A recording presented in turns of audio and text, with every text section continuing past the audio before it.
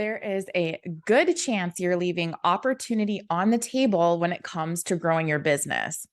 People spend so much time focusing on the lag measures in their business and in their life in general that they often forget to focus on the lead measures or the things that they can actually control. So that's where opportunity is often missed and attention is spent on things that just don't matter.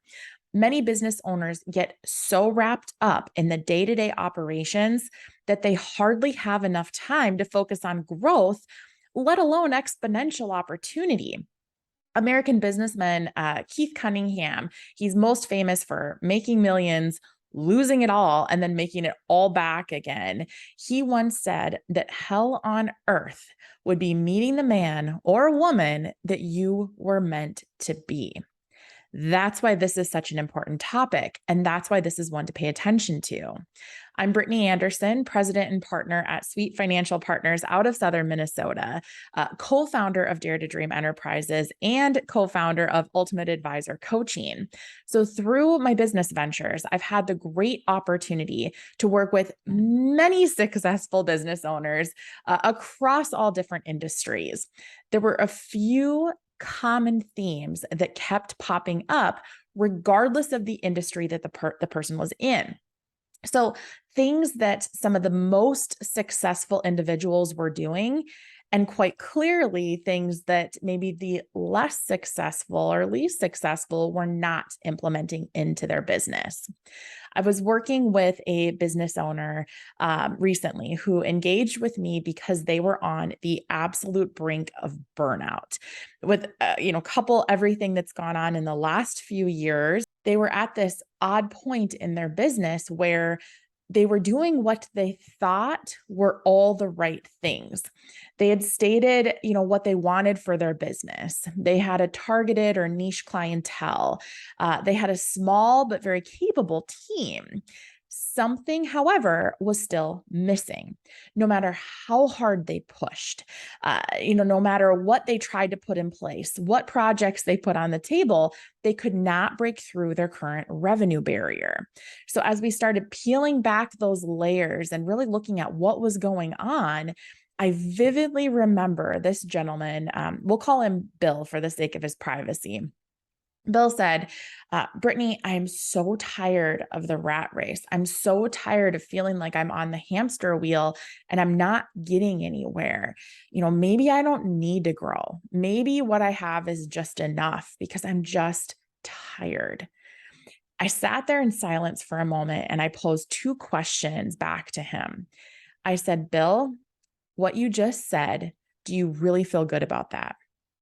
And my second question was, and are you comfortable with the notion that if you're not growing, you're dying? He looked right at me and without any hesitation, he said, well, no on both, actually.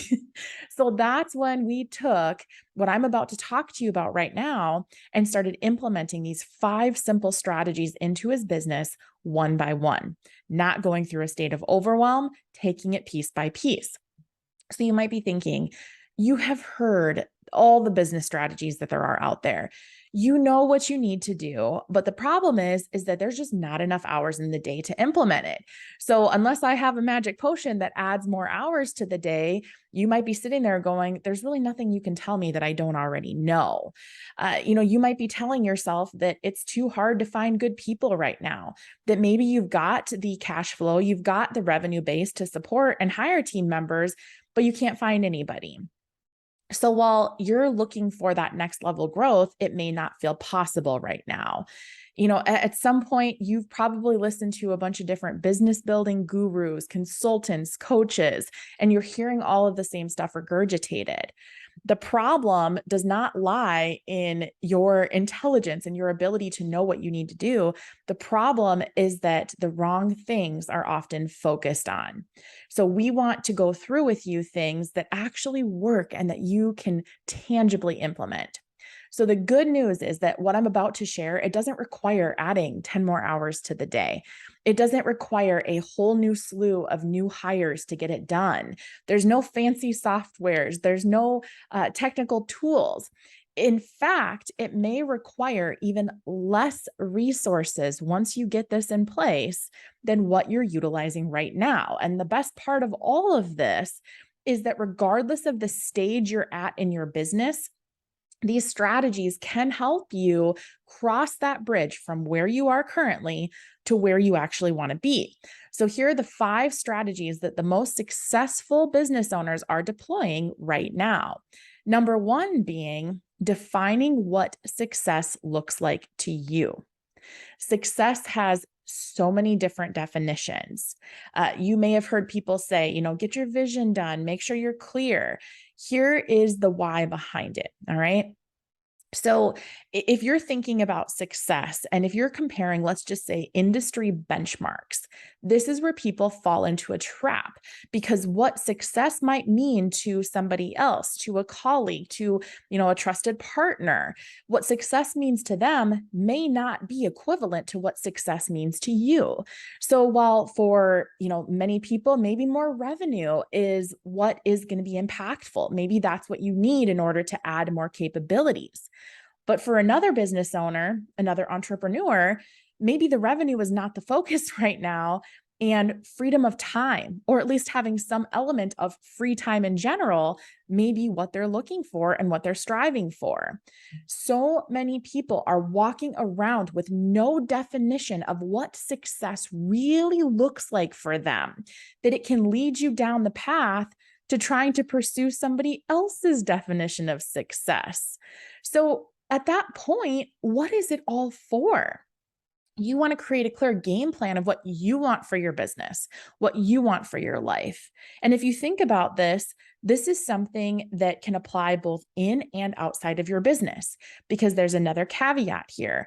A lot of times what happens is the most successful business owners, the people who are really truly thriving and growing in all aspects and have healthy relationships and, enjoy activities outside of the workplace, those people are doing this particular visioning exercise both in and outside of the office.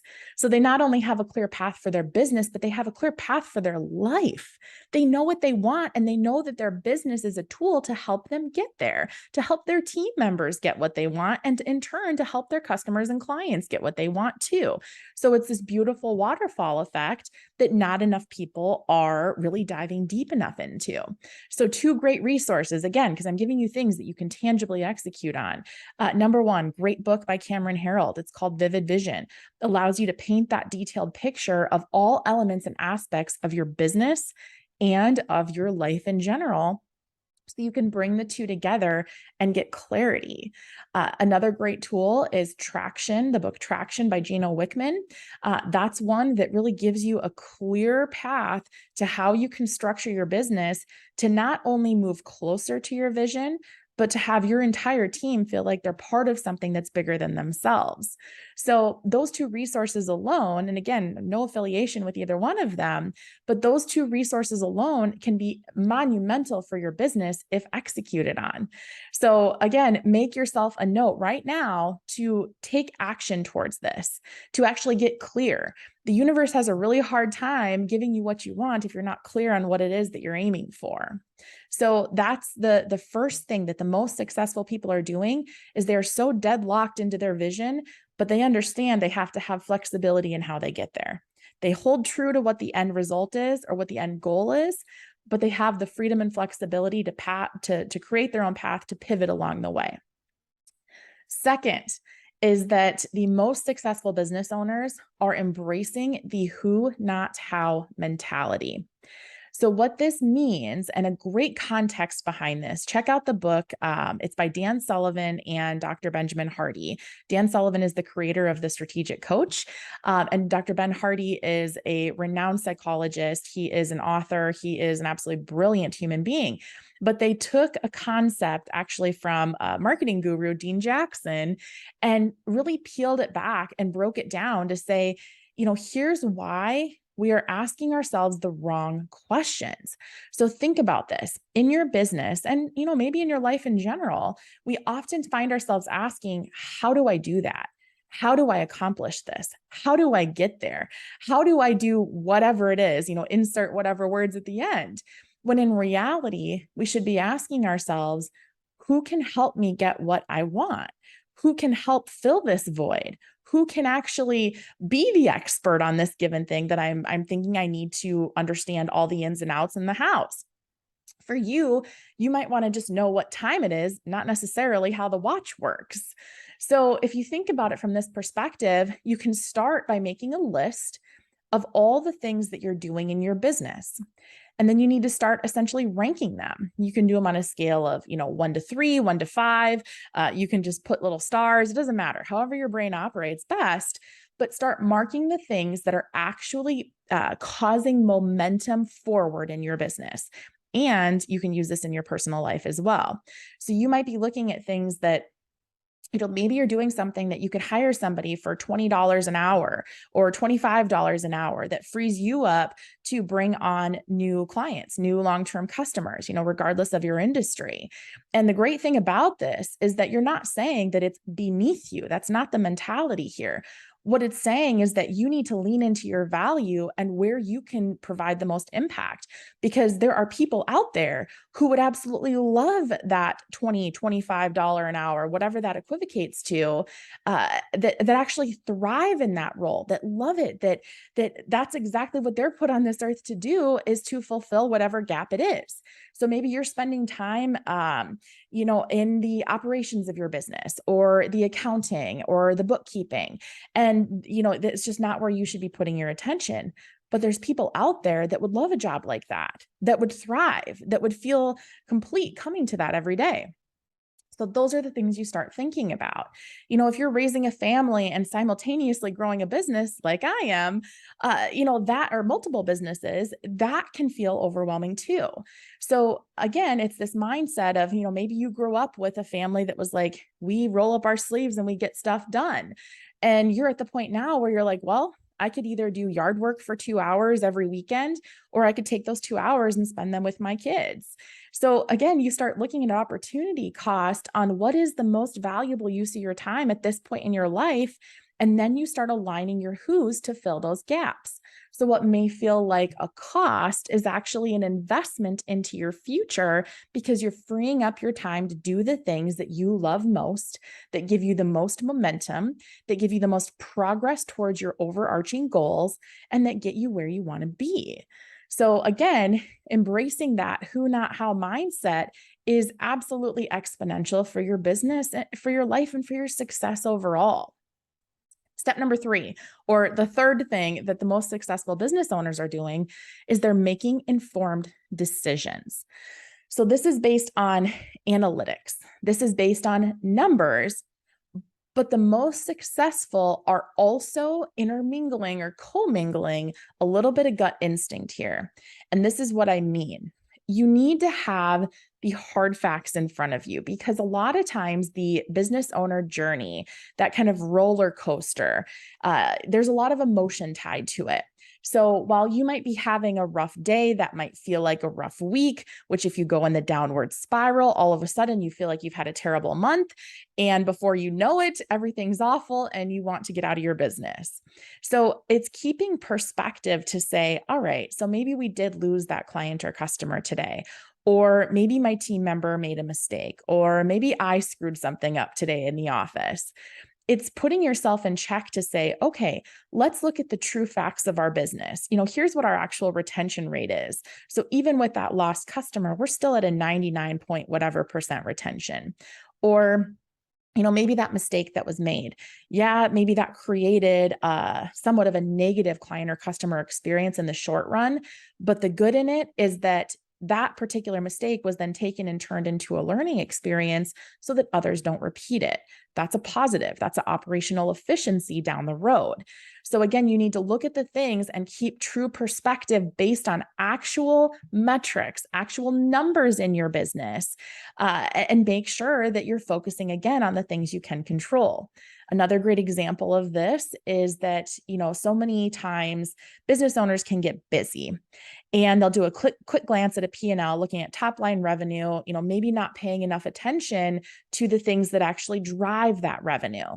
So they'll be frustrated that there's not much progress, when in fact they should be looking at, What are the number of sales calls being made in my business? How many client outreaches are we doing? Those are the truly tangible controllables. And the most successful business owners and entrepreneurs are looking at what they can control versus the end result, the lag measure behind the controllables. You got to know what those are still, and it's still important for your business. But if you're focusing on things that are not within your direct control, it's going to cause a spiral, and it's going to cause that negative effect. So the fourth thing that the most successful business owners are doing in their business right now is that they're building a community of like-minded achievers around them so that they don't have to go at this alone. So this is where the term you might have heard of masterminds or immersive experiences or, conferences is another, blanket term we can all relate to. We've all been to a conference at some point in time.